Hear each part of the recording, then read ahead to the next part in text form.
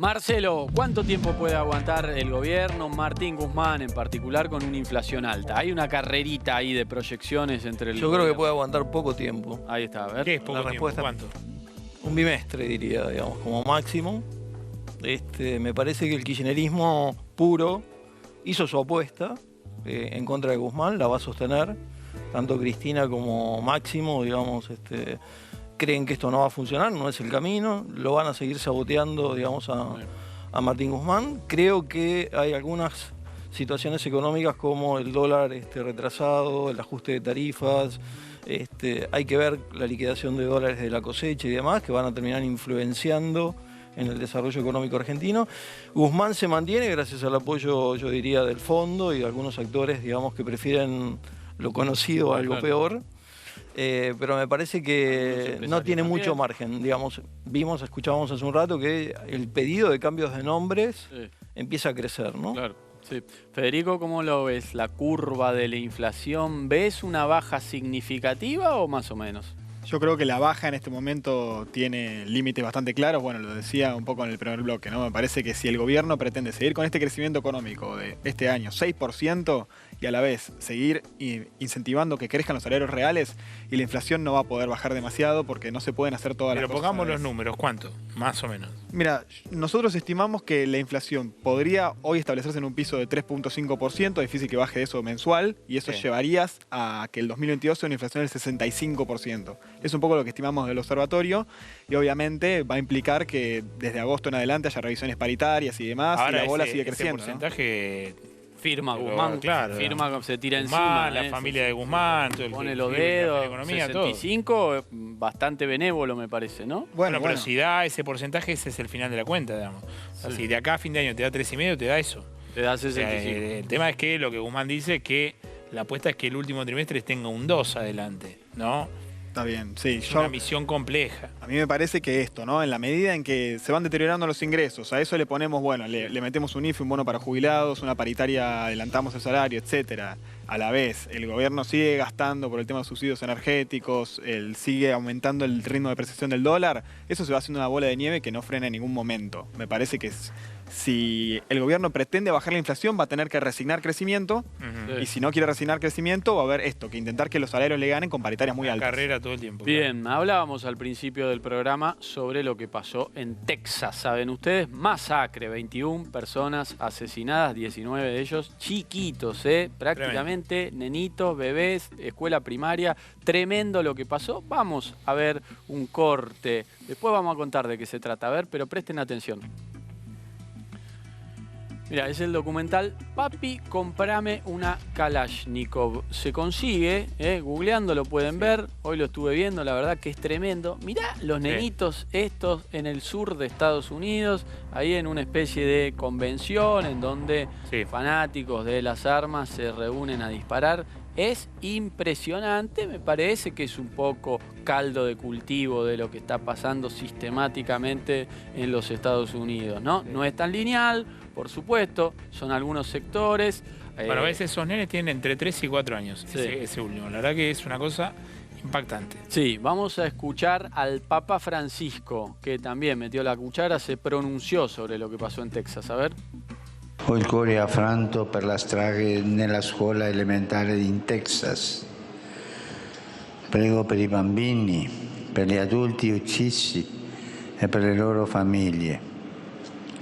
È tempo di dire basta al traffico indiscriminato delle armi. Ahí estaba el Papa Francisco. También habló a Andrés Manuel López Obrador, el presidente mexicano. ¿Por qué? Bueno, porque esto pasó en Texas, que está en la frontera. Y de hecho, este chico, el asesino, 18 años, fallecido ya, lo mataron, cumplió 18 años, lo primero que fue a hacer fue comprarse 3 rifles. Es de origen latino, lo escuchamos hace un rato al abuelo hablando en castellano, completamente indolente sobre la situación, pero lo escuchamos al presidente mexicano. Transmitir mi solidaridad con los familiares de los jóvenes que perdieron la vida. Son hijos o nietos mexicanos y nos duele mucho, lo lamentamos. Nos duele mucho, como decíamos, esto pasó en Texas, en una ciudad muy cercana a México. Sabemos que hay fronteras sumamente porosas ahí, además muchos mexicanos trabajando en los Estados Unidos. Lo estamos viendo. Al Salvador Ramos, 18 años, tremendo lo que pasó, distinto a otros casos donde hay una justificación, digo, entre 3 millones de comillas, en términos de cierta supremacía aria, ¿no? Racial. En este caso, evidentemente, no tiene que ver con eso. Aparte, mató a nenitos. Impresionante. ¿Tenemos algún corte más? Sí, Joe Biden, el presidente de Estados Unidos. ¿Qué decía? And the gun manufacturers have spent 2 decades aggressively marketing assault weapons, which make them the most and largest profit. For God's sake, we have to have the courage to stand up to the industry. Ahí estaba Biden diciendo algo tenemos que hacer, pero cuesta mucho dar esta discusión en los Estados Unidos. Sabemos que la tenencia de armas está amparada por la Constitución. El segundo artículo de la Constitución norteamericana dice vos te podés defender de los abusos del Estado, más o menos. También es una Constitución redactada hace más de 2 siglos, ¿no? En un momento en donde los estados se estaban consolidando, tenía otro sentido. No sé cuál es el sentido ahora de que uno pueda entrar a Walmart y comprarse un rifle así como así. ¿Qué pasó con las acciones de las empresas armamentísticas, muchachos, en los últimos días, en las últimas horas, después de esta masacre? ¿Subieron o bajaron? Les consulto a ustedes intuitivamente. ¿Qué les parece? ¿Qué piensan? ¿Qué pasaron con las acciones de Smith & Wesson y todas las empresas que venden armas? No sé si expresar el deseo o decir claro, algo racional. Lo que más te guste. El deseo, a ver. El deseo sería que hubieran bajado. Bueno, subieron las acciones. Ese es el mundo también en el que vivimos. ¿Tenemos algún cortecito más, Brian? Tenemos una imagen. Este es un problema que afortunadamente no está en la Argentina. Tenemos 10 millones de problemas, pero el tema de la tenencia de arma, como si fuese Coca-Cola, no está en la República Argentina. No es tan común que la gente esté armada. Sin embargo, hay algunos candidatos que están rompiendo un tabú, figuras políticas, por ejemplo, José Luis Espert. Estamos haciendo una asociación entre lo que pasó en Texas y Espert, de ninguna manera, no tiene punto de comparación, pero digo que una figura con ambiciones políticas grabe este videíto y después que decía, era un tuit en donde decía bala, sí. Decía bala a los ladrones, decía algo así. Algo así. Bueno, digo, también te habla de un clima de época, ¿no? Las cosas no pasan en el vacío, Rodrigo. Suena a alimento para Milei. Alimento para Milei todo esto. ¿Vos sí. Lo ves en ese sentido? Sí, porque lo ponemos en la misma lógica, ¿no? Sí, sí. De hecho, el otro día, hace unos fines de semana, en la Feria del Libro, presentación de Javier Milei junto a Viviana Canosa, expuso ahí Milei y habló de... No era un discurso de supremacía racial, pero decía, yo no tengo que pedir perdón por ser rubio y de ojos celestes. Un discurso que yo no había escuchado en la política argentina, ¿no? Hablar de la cuestión racial, también como invirtiendo la carga, diciendo por ser rubio y de ojos celestes soy una especie de víctima del sistema. Marcelo, ¿cómo lo ves? Sí, no parece el discurso más feliz tampoco, ¿no? Sí. Cualquier discriminación de un lado o del otro me parece que no es buena. Me parece que lo que sucede en los Estados Unidos es que no solo está en la Constitución, sino que además está internalizado en el pueblo cierto orgullo de poder armarse para la defensa, ¿no? Lo viven con orgullo. Y hay también todo un volumen de dinero que manejan las empresas de armamentos que inciden en las campañas políticas, financian a muchos de los que terminan siendo presidentes, sí. Con lo cual, digamos, están atados de pies y manos para cambiar el sistema que los llevó al poder, ¿no? Entonces, ahí tenemos un problema. Me parece que vinculado a la Argentina, el tema de la inseguridad creciente le da discurso a que los argentinos se armen para la defensa, ¿no? Y eso es peligroso. Las otras fuerzas no han aportado ninguna solución al tema, ¿no? Exactamente. Está bueno, lo escuchamos a Milei, comentaba recién lo que dijo en la Feria del Libro, a verlo. Si hay algo que les puedo asegurar es que en mi gobierno no va a haber marxismo cultural. Sí, un aplauso, por favor. Por favor. Y una de las cosas... Mi Ministerio de la Mujer. Claro, y una de las cosas que termino complementando es, yo no voy a estar, o sea, yo por ser rubio, de ojos celestes, hombre, o sea, no voy a estar pidiendo perdón por tener pene. O sea, no tengo por qué sentir vergüenza de ser un hombre blanco, rubio, de ojos celestes.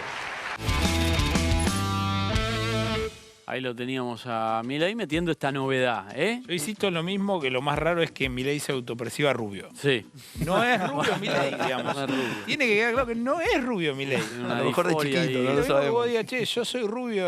Sí, yo de chiquito era rubio. Me Pero parece de chiquito que todos los tengo- nenes son rubios, tengo digamos. el mismo tema que con Milei. No es rubio Milei. No es rubio Milei. Bueno, es una buena campaña. Bueno, la inseguridad no está formando parte del menú de los candidatos. Curiosamente, me da la impresión, había sido caballito de batalla en muchísimas elecciones. ¿Cómo lo ves, Rodrigo? La inflación se come todo.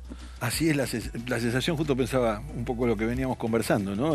La crisis inflacionaria se ha comido todo. Otro tanto se come la interna que se devora el gobierno. Y, Claro. por otro lado, los interlocutores que la gestión puso en el tema de seguridad empiezan a hacer agua o a chocar contra lugares que no sabes a dónde van. Uno, recordemos el ministerio en su momento que tuvo un porrazo en el arranque, Gorgal, que iba a ser el ministro, no llegó ni siquiera a jurar, llegó... Bolilla negra, me parece que... Bolilla negra, pero del ni siquiera con Instituto Patria juramento vino. hubo. Sí, sí, sí. No obstante, se comió el costo natural de haber estado 20, 30 días en la previa armando Como ministro gabinete. puesto, sí. Exacto.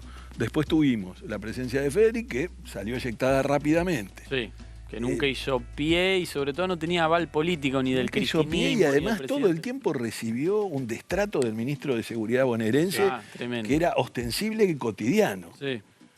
Con todo Ministro bonaerense que se sostiene, todavía. ministro bonaerense que se sostiene, pero que está diciendo cosas en torno al mundo Milei. Sí. No, ayer le dijo borracho al presidente en una metáfora del No, que puso la verdad al la borracho. metáfora no la encontré todavía. Sí, sí, no fue metáfora. Sí. Y por otro lado, claro, lo que decía es esto, ¿no? Alguno decía, bueno, la apuesta de Cristina en torno a la figura de Bernie, bueno, eso ya se cayó. Sí. Digamos, nadie puede creer seriamente que haya una apuesta política en torno a Bernie. Claro. Entonces, digo, no hay discurso Sí. desde el oficialismo, y esto me refiero a que son 2 años y moneda de gestión, Sí, no hay discurso del oficialismo ni hay gestión del oficialismo en el tema de seguridad. claro. Federico, cuando hay un nivel de inflación como este, se come todos los otros temas. Yo creo que se come un poco la agenda, me parece que de cualquier manera la discusión de la seguridad está planteada en Argentina, está un poco latente, donde de alguna manera el peronismo no llega a tener una propuesta consistente, fuerte, donde está el problema de las cárceles. No tiene una propuesta, digamos, ¿no? Ni consistente ni fuerte. No, tiene. no, está el problema de las cárceles, está el problema de la imputabilidad, está el problema de la defensa armada, ¿no? Recordemos que hace, no sé cuándo fue, hace unos 2 años, un jubilado que abatió a personas que habían entrado a su casa. Sí. Bueno, me parece que es una discusión que, si bien hoy la inflación, la economía se está comiendo la agenda, porque obviamente al gobierno le va mal, entonces la oposición se agarra de eso para discutir y además está la interna, me parece que es una discusión que de acá a las elecciones seguramente en algún momento, algún hecho, alguna situación va a hacer que vuelva a surgir y va a estar presente. ¿Sí? Bien, Marcelo, ¿cómo ves? ¿Se viene creo un que- monotema de acá al 2023, que es la economía, o se puede filtrar algo? Yo creo que la agenda va a girar en estas condiciones sobre la supervivencia de los ciudadanos, ¿no? Y en eso tiene que ver la inflación,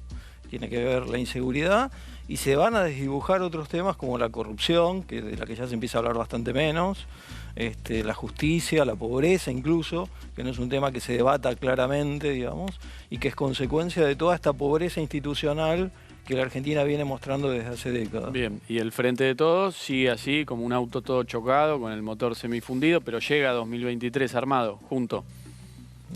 Es difícil decirlo. Yo creo que ya está fisurado, digamos. Sí. Me parece que ya está. Hay grietas, hay fisuras en la coalición de gobierno.